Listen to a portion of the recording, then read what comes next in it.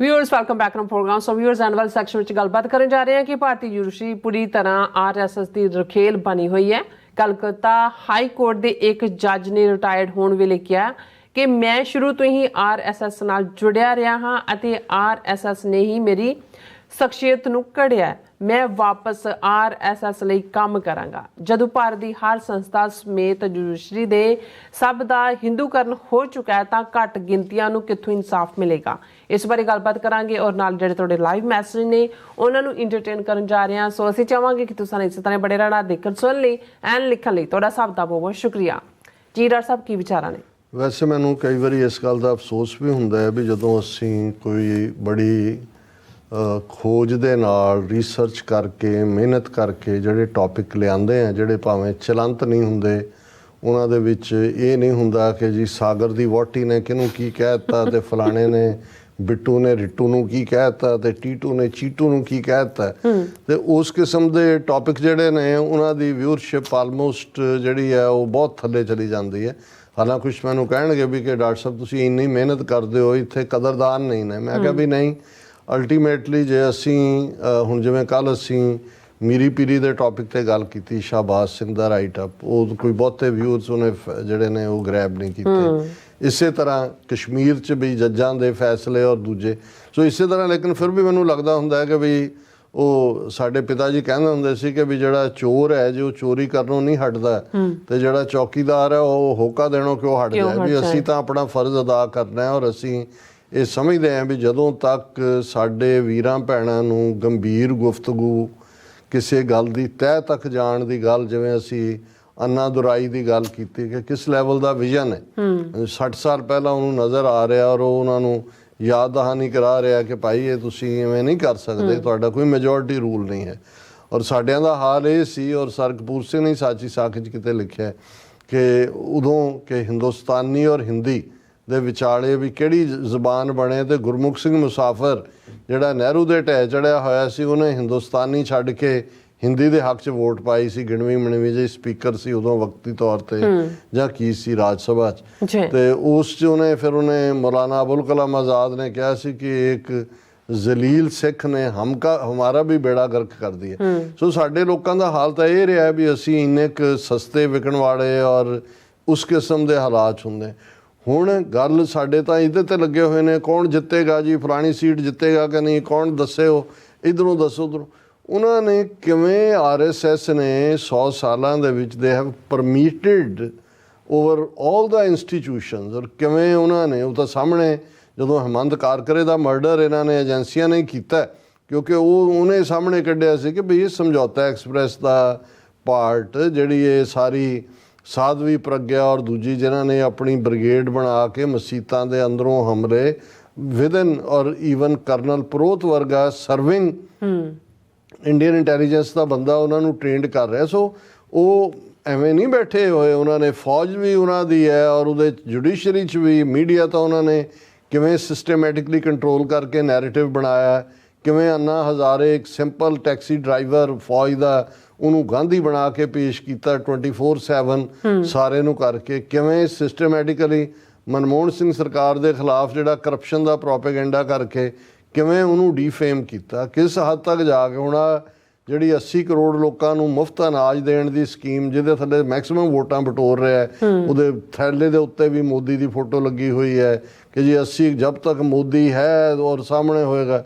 ਅੱਜ ਹੀ ਕਿਸੇ investigative journalist ਨੇ ਕੱਢਿਆ ਵੀ ਇਹ ਸਕੀਮ ਜਿਹੜੀ ਹੈ ਉਹ 2013 ਦੇ ਵਿੱਚ ਜਿਹੜੀ ਹੈ ਉਹ ਮਨਮੋਹਨ ਸਿੰਘ ਸਰਕਾਰ ਨੇ ਲਿਆਂਦੀ ਔਰ ਲਾਅ ਪਾਸ ਕਰਾਇਆ ਕਿ ਵੀ ਕੋਈ ਸਰਕਾਰ ਆ ਜਾਏ ਜਿਹੜਾ ਉਹ ਜਿਹੜਾ ਕਣਕ ਔਰ ਚਾਵਲ ਜਿਹੜਾ ਉਹ 2 ਰੁਪਏ ਕਿਲੋ ਦੇ ਹਿਸਾਬ ਨਾਲ ਦੇਣਾ ਹੀ ਫੰਡਾਮੈਂਟਲ ਰਾਈਟ ਬਣਾਇਆ।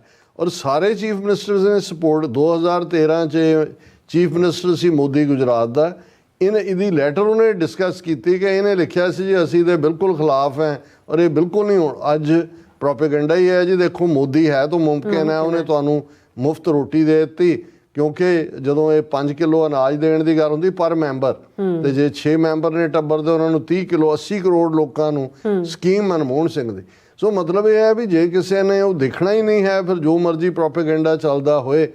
ਹੁਣ ਜੁਡੀਸ਼ਰੀ ਕਿਵੇਂ ਐਕਟ ਕਰਦੀ, ਅਸੀਂ ਕੱਲ੍ਹ ਗੱਲ ਕੀਤੀ ਸੀ ਕਿ ਵੀ ਕਿਵੇਂ ਕਸ਼ਮੀਰ ਦਾ ਮੁੱਦਾ ਆਰਟੀਕਲ 370 ਦਾ ਆਇਆ ਜਿਹੜਾ ਬੇਸਿਕਲੀ ਉਹਨਾਂ ਦੇ ਡਰਾਫਟ ਕਨਸਟੀਟਿਊਸ਼ਨ 'ਚ ਸੀ ਜਦੋਂ ਕਸ਼ਮੀਰੀਆਂ ਦੇ ਨਾਲ ਐਗਰੀਮੈਂਟ ਕੀਤਾ ਕਿਵੇਂ ਜਿਹੜਾ ਫੈਸਲਾ 4 ਸਾਲ ਸੈਂਕੜਿਆਂ ਪਟੀਸ਼ਨਾਂ ਦੇ ਉੱਤੇ ਬੈਠਾ ਰਿਹਾ ਸੁਪਰੀਮ ਕੋਰਟ, ਜੇ ਫੈਸਲਾ ਸੁਣਾਇਆ ਹੀ ਸੁਣਾਇਆ ਤੇ ਉਹਨਾਂ ਨੇ ਤਾਂ ਈਵਨ ਇਹ ਵੀ ਨਹੀਂ ਕਿਹਾ ਕਿ ਜੀ ਇਹ ਤੁਹਾਨੂੰ ਟਾਈਮ ਲਿਮਿਟ ਦਿੰਦੇ ਆ, ਤੁਸੀਂ ਘੱਟੋ ਘੱਟ ਸਟੇਟਹੁੱਡ ਹੀ ਬਹਾਲ ਕਰ ਦਿਓ ਜੰਮੂ ਕਸ਼ਮੀਰ ਦੀ।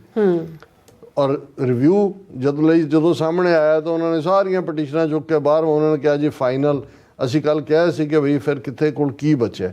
ਹੁਣ 2-3 ਖਬਰਾਂ ਜਿਹੜੀਆਂ ਬੰਗਾਲ ਦੇ ਉੱਤੇ, ਕਿਉਂਕਿ ਬੰਗਾਲ 'ਚ ਕਿਵੇਂ ਇਹਨਾਂ ਨੇ ਘੁਸਪੈਠ ਕੀਤੀ ਹੋਈ ਹੈ, ਹਾਲਾਂਕਿ ਮਮਤਾ ਬੈਨਰਜੀ ਅੱਡੀ ਗੱਡ ਕੇ ਉਹ ਲੜਦੀ ਹੈ, ਅੱਜ ਵੀ ਲੜ ਰਹੀ ਹੈ, ਔਰ ਸ਼ਾਇਦ ਕੋਈ ਇਹਨਾਂ ਦੇ ਬਹੁਤੇ ਪੈਰ ਨਾ ਲੱਗਣ, ਜਿੰਨੇ ਪਹਿਲਾਂ ਲੱਗੇ ਹੋਏ ਨੇ ਉਹਨਾਂ ਕੀ ਰਹਿਣ, ਪਰ ਉੱਥੇ ਜੁਡੀਸ਼ਰੀ ਨੂੰ ਕਿਵੇਂ ਵਰਤਿਆ ਜਾ ਰਿਹਾ। ਜੁਡੀਸ਼ਰੀ 'ਚ ਉਹਨਾਂ ਨੂੰ ਲੱਗਾ ਵੀ ਬੰਗਾਲ 'ਚ ਲੋਕਾਂ ਦੇ ਵਿੱਚ ਤਾਂ ਮਮਤਾ ਬੈਨਰਜੀ ਨੂੰ ਜਾਂ ਬੰਗਾਲੀਆਂ ਨੂੰ ਤੁਸੀਂ, ਔਰ ਵੈਸੇ ਵੀ 1/3 ਪਾਪੂਲੇਸ਼ਨ ਵੈਸਟ ਬੰਗਾਲ ਦੀ 32-33% ਮੁਸਲਮਾਨ ਨੇ, ਵੀ ਇੱਥੇ ਤੁਸੀਂ ਪੋਲੀਟੀਕਲੀ ਬਲਵੇ ਤਾਂ ਕਰਾ ਸਕਦੇ ਹੋ, ਰਾਈਟਿੰਗ ਕਰਾ ਸਕਦੇ ਹੋ। ਉੱਥੇ ਉਹਨਾਂ ਨੇ ਜੁਡੀਸ਼ਰੀ ਪੱਟ ਲਈ। ਹੁਣ ਉਹਦੀ ਜੁਡੀਸ਼ਰੀ ਤੋਂ ਕਿਵੇਂ ਦੇ ਫੈਸਲੇ ਲੈਂਦੇ ਨੇ। ਪਹਿਲਾਂ ਇੱਕ ਕੋਈ ਰੇਪ ਸਕੈਂਡਲ ਸੀ ਜਿਹਦੇ 'ਚ ਕੋਈ ਮੁਸਲਮਾਨ ਪੋਲੀਟੀਸ਼ੀਅਨ ਮਮਤਾ ਪਾਰਟੀ ਦੀ ਜਿਹੜੀ ਹੈ ਪਾਰਟੀ ਦਾ ਇਨਵੋਲਵ ਸੀ, ਉਹਦਾ ਫੈਸਲਾ ਕੋਰਟ ਰਾਹੀਂ ਰਹਿ ਕੇ ਉਹ CBI ਔਰ NIA ਉਹਦੇ 'ਚ ਇਨਵੋਲਵ ਕਰਕੇ ਉਹਨੂੰ ਪੂਰਾ ਇੱਕ ਕਰੈਕਟਰ ਅਸੈਸੀਨੇਸ਼ਨ ਲਈ ਵਰਤਿਆ। ਫਿਰ ਅਸੀਂ ਦੇਖਦੇ ਹਾਂ ਕਿ ਵੀ ਇੱਕ ਜੱਜ ਜਿਹੜਾ ਕਿ 2 ਦਿਨ ਪਹਿਲਾਂ ਰਿਟਾਇਰ ਹੋਇਆ ਉੱਥੇ ਬੰਗਾਲ ਹਾਈ ਕੋਰਟ ਦਾ, ਉਹ ਆਪਣੀ ਫੇਅਰਵੈਲ ਸਪੀਚ ਦੇ ਵਿੱਚ ਕਹਿੰਦਾ ਹੈ, in farewell speech Calcutta high court ਜੱਜ Chitta Ranjan Das says RSS shaped my personality। Retirement ਵੇਲੇ ਕਹਿੰਦਾ says he is ready to go back to organization if they called him। Justice Chinta Rajneesh Dash, who retired as a judge of the Calcutta High Court on Monday, said he was a member of RSS।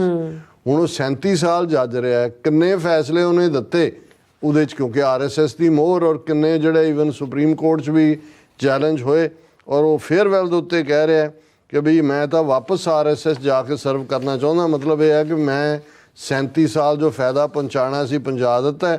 ਔਰ ਜੇ ਕਹਿੰਦਾ to the distaste of some person I must admit here that I was and I am a member of Rashtriya Sevak ਸੰਘ। ਉਹਨੇ ਕਿਹਾ ਕਿ ਭਾਈ ਮੈਂ ਸੀ ਔਰ ਅੱਜ ਵੀ ਹੈਗਾ। ਹੁਣ ਉਸੇ ਕਲਕੱਤਾ ਹਾਈ ਕੋਰਟ 'ਚੋਂ ਅੱਜ ਇੱਕ ਆਰਡਰ ਕੱਢਿਆ ਜਾਂਦਾ ਹੈ, Calcutta high court order on OBC quota to Muslims tight slap to opposition Modi. ਹੁਣ ਕਲਕੱਤਾ ਹਾਈ ਕੋਰਟ ਨੇ ਕੀ ਕਿਹਾ, ਉਹਨੇ ਕਿਹਾ ਜੀ ਜਿਹੜਾ 60 ਦੇ ਕਰੀਬ ਜਿਹੜੀਆਂ ਸਬ ਕਾਸਟਾਂ ਨੇ ਉਹਨਾਂ ਨੂੰ ਜਿਹੜਾ other backward class quota Bengal ਸਰਕਾਰ ਨੇ ਦਿੱਤਾ ਹੈ, ਇਹ ਗਲਤ ਹੈ, ਕਿਉਂਕਿ ਇਹ ਸਾਰੀਆਂ ਹੀ ਮੁਸਲਮਾਨ ਸਬ ਕਾਸਟਾਂ ਨੇ। ਔਰ Calcutta high court scraps OBC status of several classes in Bengal, benefits obtained already not to be affected। ਉਹਨੇ ਕਿਹਾ ਜੀ ਜਿਨ੍ਹਾਂ ਨੇ ਬੈਨੀਫਿਟ ਚੱਕ ਲਿਆ ਉਹ ਠੀਕ ਹੈ, 2010 'ਚ ਸੀ, ਪਰ ਇਹ ਮੁਸਲਮਾਨਾਂ ਨੂੰ ਫਾਇਦਾ ਪਹੁੰਚਾਉਂਦਾ ਹੈ, ਇਸ ਲਈ ਇਸ ਨੂੰ ਤੁਸੀਂ ਕੱਢੋ। ਔਰ ਮੋਦੀ ਕਹਿ ਰਿਹਾ ਦੇਖੋ ਜੀ ਕਲਕੱਤਾ ਹਾਈ ਕੋਰਟ ਨੇ ਫੈਸਲਾ ਸੁਣਾ ਦਿੱਤਾ ਹੈ ਕਿ ਬਈ ਇਹ ਮੁਸਲਮਾਨਾਂ ਨੂੰ ਫਾਇਦਾ ਪਹੁੰਚਾਉਣ ਲਈ ਉਹ ਟਾਈਟ ਸਲੈਪ ਹੈ ਆਪੋਜੀਸ਼ਨ ਦਾ। ਹੁਣ ਤੁਸੀਂ ਦੇਖੋ ਕਿ ਵੀ ਇੱਕ ਪਾਸੇ ਉਹ ਖਬਰਾਂ ਉੱਥੋਂ ਐਮਰਜ ਹੋ ਰਹੀਆਂ, ਇੱਕ 14 ਸਾਲਾਂ ਦਾ ਮੁੰਡਾ ਜਿਹੜਾ ਵੀਡੀਓ ਵੀ ਨਾਲ ਬਣਾ ਰਿਹਾ ਔਰ ਅੰਦਰ ਜਾ ਕੇ VOTING ਬੂਥ ਦੇ 7 ਵਾਰ ਉਹਨੇ ਵੋਟ ਪਾਈ ਹੈ, ਔਰ ਉਹ ਚੱਲ ਰਿਹਾ ਕਿੰਨੀ ਥਾਂ ਤੇ ਰਿਗ ਹੋ ਰਿਹਾ, ਕੀ ਚੱਲ ਰਿਹਾ। ਲੇਕਿਨ ਦੂਸਰੇ ਪਾਸੇ ਇਸ ਕਿਸਮ ਦੇ ਤੁਸੀਂ ਇਹਨਾਂ ਫੈਸਲਿਆਂ ਦੀ ਟਾਈਮਿੰਗ ਦੇਖੋ ਕਿ ਬਈ ਹੁਣ ਅਜੇ ਕੁਝ ਚਰਨਾਂ ਦੀ 2 ਅਜੇ ਫੇਜ਼ ਰਹਿੰਦੇ ਨੇ VOTING ਦੇ, 7 ਫੇਜ਼ ਨੇ ਪੂਰੇ। ਔਰ ਉਸ ਤੋਂ ਪਹਿਲਾਂ ਜੇ ਉਹ ਮੋਦੀ ਕਹਿ ਰਿਹਾ ਕਿ ਜੀ ਇਹ ਉਹਨਾਂ ਨੂੰ ਫਾਇਦਾ ਦੇਣਾ ਚਾਹੁੰਦੇ ਨੇ ਜਿਹੜੇ ਕਿ ਜ਼ਿਆਦਾ ਬੱਚੇ ਜੰਮਦੇ ਨੇ ਜਾਂ ਜਿਹੜੇ ਘੁਸਪੈਠੀਏ ਨੇ, ਤੇ ਨਾਲ ਜਿਹੜਾ ਬੰਗਾਲ ਹਾਈ ਕੋਰਟ ਕਹਿ ਰਿਹਾ ਕਿ ਜੀ ਕੈਂਸਲ OBC ਦਾ ਮੁਸਲਮਾਨ ਕੋਟਾ ਹੈ ਤਾਂ ਅਪੀਜ਼ਮੈਂਟ। ਮੋਦੀ ਕਹਿ ਰਿਹਾ ਦੇਖੋ ਜੀ ਹੁਣ ਮੈਂ ਤਾਂ ਨਹੀਂ ਕਿਹਾ ਮੁਸਲਮਾਨ, ਇਹ ਤਾਂ ਕੋਰਟ ਕਹਿ ਰਿਹਾ ਇਹਨਾਂ ਨੂੰ ਦੇ ਰਹੇ ਨੇ। ਇਹ ਹੈ ਜਦੋਂ ਤੇ ਤੁਸੀਂ ਹੁਣ ਇਹਨਾਂ ਸਾਰਿਆਂ ਦੇ ਮੁਕਾਬਲੇ ਆਪਣੇ ਉਜੱਡਾਂ ਦੀ ਗੱਲ ਦੇਖੋ ਤੇ ਫਿਰ ਉਹੀ ਲੈ ਦੇ ਕੇ ਮੈਂ ਉਹ ਸ਼ੇਰ ਹੀ ਉਰਦੂ ਦਾ ਕਹਿ ਸਕਦਾ ਕਿ ਵੀ ਆਪਣਿਆਂ ਦਾ ਹਾਲ ਤਾਂ ਇਹੀ ਹੈ ਕਿ ਹਰ ਸ਼ਾਖ पे उल्लू बैठा है, अंजामे गुलिस्तां क्या होगा, बर्बाद गुलिस्तां करने को जब एक ही उल्लू काफ़ी है। ਜੀ ਰਾਜ ਸਾਹਿਬ ਤੁਹਾਡਾ ਬਹੁਤ ਬਹੁਤ ਧੰਨਵਾਦ। ਸੋ ਹੁਣ ਆਪਾਂ ਆਪਣੇ ਜਿਹੜੇ ਵਿਊਅਰਸ ਮੈਸੇਜ ਨੇ ਉਹ ਲੈਣ ਜਾ ਰਹੇ ਹਾਂ। ਸਭ ਦਾ ਬਹੁਤ ਬਹੁਤ ਸ਼ੁਕਰੀਆ ਅਦਾ ਕਰਦੇ ਹਾਂ। ਸ਼ਿੰਦਾ ਸਿੰਘ ਗਿੱਲ ਖਾਲਿਸਤਾਨੀ ਐਂਡ ਫਿਰ ਇਸ ਤਰ੍ਹਾਂ ਸੁਖਦੀਪ ਸੋਇਤਾ ਜੀ ਇਹ ਕਹਿੰਦੇ ਨੇ after 1984 every Sikh understood that the Indian court won't ever give us justice. Only Guru Gobind Singh Ji can provide us justice. ਫਿਰ ਇਸੇ ਤਰ੍ਹਾਂ ਰਣਧੀਰ ਸਿੰਘ ਜੀ ਕਹਿੰਦੇ ਨੇ ਸਾਰੇ ਵੀਰਾਂ ਭੈਣਾਂ ਨੂੰ ਵਾਹਿਗੁਰੂ ਜੀ ਕਾ ਖਾਲਸਾ ਵਾਹਿਗੁਰੂ ਜੀ ਕੀ ਫਤਿਹ, ਖਾਲਸਾ ਜ਼ਿੰਦਾਬਾਦ। ਫਿਰ ਇਸੇ ਤਰ੍ਹਾਂ ਜਸਪੀਰ ਸਿੰਘ ਜੀ, ਫਿਰ ਸੁਖਜਿੰਦਰ ਜਸਰ ਜੀ, ਡਾਕਟਰ ਸਾਹਿਬ ਤੇ ਵੀ ਬਰਿੰਗ ਕੌਰ ਜੀ, ਵਾਹਿਗੁਰੂ ਜੀ ਕਾ ਖਾਲਸਾ ਵਾਹਿਗੁਰੂ ਜੀ ਕੀ ਫਤਿਹ। ਜਸਵੀਰ ਬਰਾੜ ਜੀ, ਫਿਰ ਇਸ ਤਰ੍ਹਾਂ ਅਮਰੀਕ ਸਿੰਘ ਜੀ, ਫਿਰ ਇਸੇ ਤਰ੍ਹਾਂ ਧਰਮ ਸਿੰਘ ਜੀ ਕਹਿੰਦੇ ਨੇ ਵਾਹਿਗੁਰੂ ਜੀ ਕਾ ਖਾਲਸਾ ਵਾਹਿਗੁਰੂ ਜੀ ਕੀ ਫਤਿਹ। ਚੜ੍ਹਦੀ ਕਲਾ ਪ੍ਰੋਗਰਾਮ ਸੱਚੋ ਸੱਚ ਦੁਸ਼ਮਣ ਦੀ ਹਿੱਕ ਵਿੱਚ ਵੱਜਦਾ ਸਿੱਧਾ। ਔਰ ਇਸੇ ਤਰ੍ਹਾਂ ਖੜਕ ਸਿੰਘ ਜੀ, ਬਲਜੀਤ ਵਰੈਚ ਜੀ, ਫਿਰ ਸੁਖਜੀਵਨ ਬੱਚੂ ਜੀ, ਸਤਨਾਮ ਸਿੰਘ ਜੀ, ਸੁਖਵਿੰਦਰ ਸਿੰਘ ਜੀ, ਫਿਰ ਇਸ ਤਰ੍ਹਾਂ ਜਸਵੀਰ ਬਰਾੜ ਜੀ, ਫਿਰ ਇਸੇ ਤਰ੍ਹਾਂ ਜਾਟ ਐਂਡ ਜਾਟ ਕਹਿੰਦੇ ਨੇ ਕਿ ਇਸ ਲਈ ਆਈ ਥਿੰਕ ਇਜ਼ਲੈਂਡ ਬਾਏ ਕਰੋ, ਇੱਕ ਇਜ਼ਲੈਂਡ ਬਾਏ ਕਰੋ, ਹਾਂਜੀ ਫਿਰ ਆਈਲੈਂਡ ਸੋ ਕਰੋ। ਫਿਰ ਕੀ ਹੈ, ਚਾਹੇ ਉੱਥੇ 1 km ਦਾ ਹੀ ਹੋਵੇ, ਉੱਥੇ ਅਸੀਂ ਲਾਅ ਦੇ ਅੰਡਰ ਨਹੀਂ ਰਹਾਂਗੇ। ਕੁਝ ਲੋਕ ਉੱਥੇ ਰਹਿ ਕੇ ਦੁਨੀਆ ਵਿੱਚ ਹਰ ਜਗ੍ਹਾ ਹਿੰਦੂ ਟੈਰਰਿਸਟ ਪੋਲੀਟੀਸ਼ੀਅਨ ਨੂੰ ਹਾਰਡ ਦੇ ਸਕਦੇ ਨੇ। ਔਰ ਦੇਖੋ ਇਹ ਸੁਝਾਅ ਹੁਣ ਬਹੁਤ ਪੁਰਾਣੇ ਹੋ ਗਏ। ਹੁਣ ਅਸੀਂ ਜਿਹੜਾ ਆਪਣੀ ਹੋਂਦ ਬਣਾਈ ਹੋਈ ਹੈ, ਅਸੀਂ ਇਹਨਾਂ ਮੁਲਕਾਂ 'ਚ ਹੀ America, Canada, UK, Australia, New Zealand ਵਰਗੇ ਮੁਲਕਾਂ 'ਚ ਰਹਿ ਕੇ ਆਪਣੇ ਹੱਕਾਂ ਦੀ ਗੱਲ ਕਰਦੇ ਹਾਂ, ਡਿਸੀਜਨ ਮੇਕਰਸ ਨੂੰ ਪ੍ਰਭਾਵਿਤ ਕਰਦੇ ਹਾਂ, ਵੈਲ ਵਿਦਨ ਦਾ ਲਾਅ ਹੈ। ਔਰ ਇੱਥੇ ਬੈਠ ਕੇ ਅਸੀਂ ਖਾਲਿਸਤਾਨ ਬਣਾਉਣਾ, ਕਿਸੇ ਆਈਲੈਂਡ 'ਤੇ ਨਹੀਂ। ਖਾਲਿਸਤਾਨ ਸਾਡਾ ਆਪਣੀ ਧਰਤੀ 'ਤੇ ਹੀ ਬਣੇਗਾ।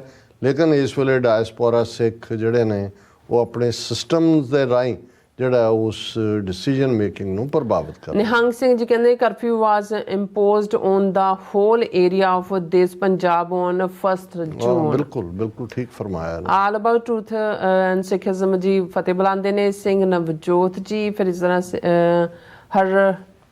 ਹਰਿੰਦਰ ਸਿੰਘ ਜੀ, ਫਿਰ ਇਸ ਤਰ੍ਹਾਂ ਰਣਬੀਰ ਸਿੰਘ ਜੀ ਕਹਿੰਦੇ ਭਾਈ ਸਾਹਿਬ ਜੀ ਜਿਹੜੀ ਖਬਰ ਮੇਰੇ ਖਿਆਲ ਤੁਹਾਨੂੰ ਮੈਂ ਦੱਸਿਆ ਸੀ ਖਬਰ ਆ ਰਹੀ ਹੈ ईरान वाली, मैं खबर देखी नहीं है पर मैनू कोई हैरानी नहीं होएगी कि ईवन इस हादसे च इंडिया नूं भी इस्तेमाल किया गया होए किसी पासों भी।